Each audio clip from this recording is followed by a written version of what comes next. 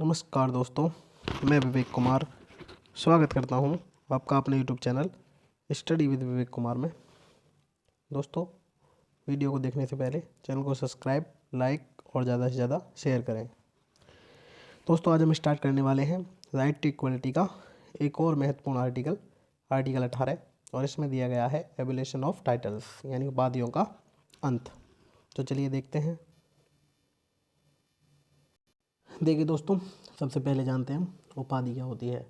देखिए, उपाधि या टाइटल एक ऐसी संज्ञा होती है जो किसी के नाम के साथ जुड़ी होती है और उसे जनसाधारण की तुलना में विशिष्ट सिद्ध करती है।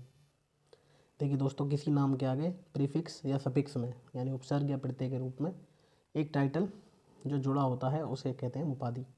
और प्राचीन काल से ही स्वतंत्रता तक उपाधियाँ प्रदान करने का प्रचलन था।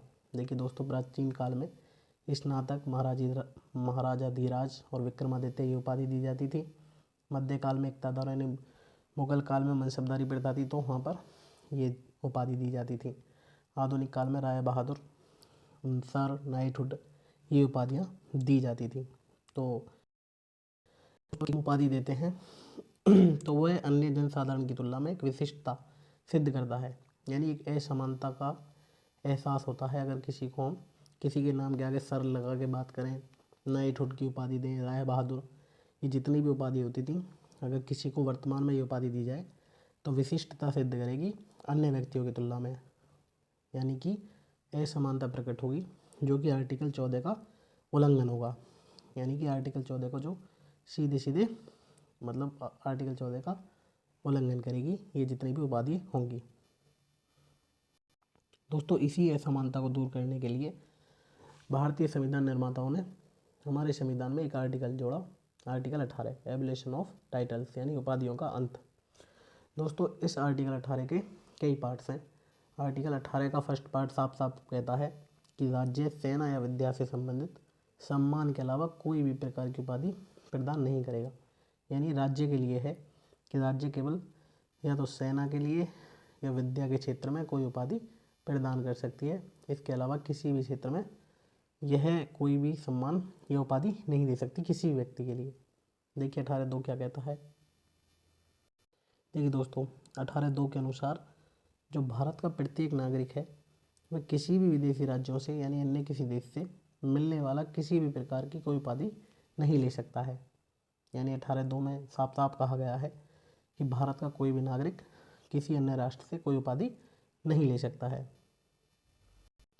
देखिए दोस्तों, आर्टिकल 18 के तीसरे पार्ट में कहा गया है कि कोई भी व्यक्ति, चाहे वो भारत का नागरिक नहीं है, अगर राज्य में लाभ के किसी पद पर कार्यरत है तो वह किसी अन्य राष्ट्र से कोई उपाधि धारण नहीं कर सकता।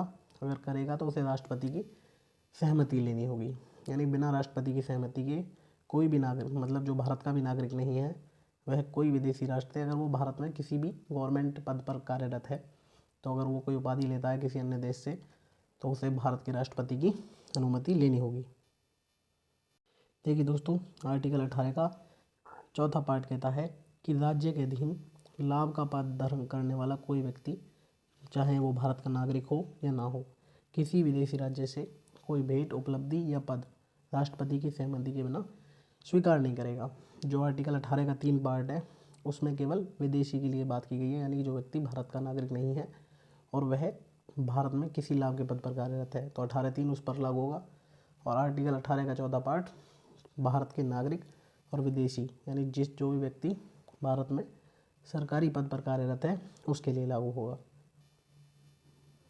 दोस्तों, एक और जो इम्पोर्टेंट बात, जो आर्टिकल 18 के उपबंध हैं उनका उल्लंघन करने वालों के लिए किसी दंड का कोई प्रावधान नहीं है।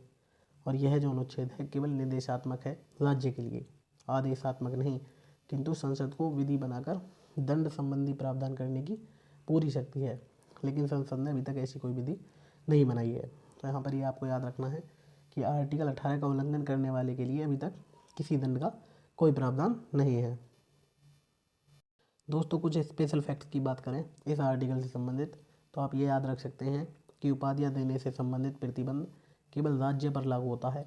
अन्य सार्वजनिक संस्थाएं जो भी हैं वो उपाधियाँ सम्मान दे सकती हैं, लेकिन वो जो भी सम्मान देंगी उन्हें उनके नाम के साथ नहीं जोड़ा जाएगा। राज्य को सेना या विद्या के क्षेत्र में उपाधियाँ देने से नहीं रोका गया, भले ही उनका प्रयोग नाम के साथ क्यों ना किया जाए।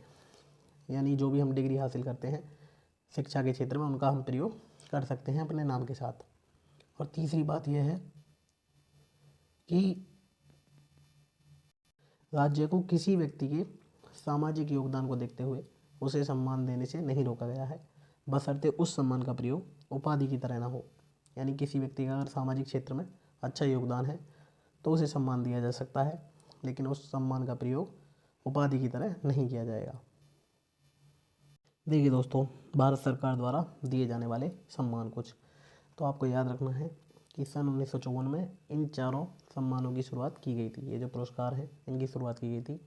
कला, साहित्य, विज्ञान की अभिवृद्धि के लिए देने वाले विशिष्ट योगदान के लिए किसी व्यक्ति को भारत रत्न दिया जाएगा। हालांकि 2011 से इसकी जो कुछ शर्तें हैं वो बदल दी गई हैं। अब खेल के क्षेत्र में भी भारत रत्न दिया जा चुका है। और इसके अलावा अगर किसी भी क्षेत्र में सरकारी क्षेत्र समेत कोई विशिष्ट सेवाओं के लिए ये तीनों सम्मान प्रदान किए जाते हैं।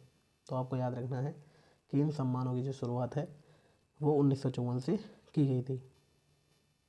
और दोस्तों, कुछ इससे संबंधित इम्पोर्टेंट बात यह है कि जब 1977 में मोरारजी देसाई की सरकार बनी थी तो इस सरकार ने इन सभी सम्मानों को उपाधि बताया और इन्हें बंद कर दिया गया। लेकिन जब 1980 में पुनः श्रीमती इंदिरा गांधी की सत्ता में आई तो उन्होंने इसे फिर शुरू कर दिया। तो ये याद रख सकते हैं अगर पूछा जाए कभी कि इन सम्मानों को बंद किसके काल में किया गया था। तो इम्पोर्टेंट फैक्ट्स।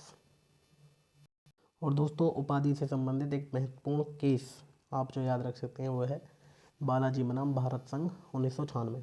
इसमें सुप्रीम कोर्ट ने साफ साफ कहा है कि जो भारत रत्न है वो 18(1) के अनुसार जो बात की गई है उपाधि उनसे अलग है। यानी भारत रत्न जो राष्ट्रीय अलंकरण है 18(1) में प्रयुक्त उपाधि के अर्थ के अनुसार उपाधियाँ नहीं हैं और इसलिए केंद्र सरकार द्वारा ऐसे सम्मान देना संवैधानिक है। और जिस भी व्यक्ति को वो दिए जाएंगे वे इन सम्मानों को उपाधि की तरह प्रयुक्त करें, ऐसा अधिकार उस व्यक्ति को नहीं दिया गया है। तो दोस्तों, इस आर्टिकल से संबंधित सभी बातें कंप्लीट हो चुकी हैं, सभी इंपॉर्टेंट फैक्ट्स। और दोस्तों, वीडियो अच्छी लगी हो तो लाइक करें, शेयर करें और चैनल को सब्सक्राइब करें। धन्यवाद।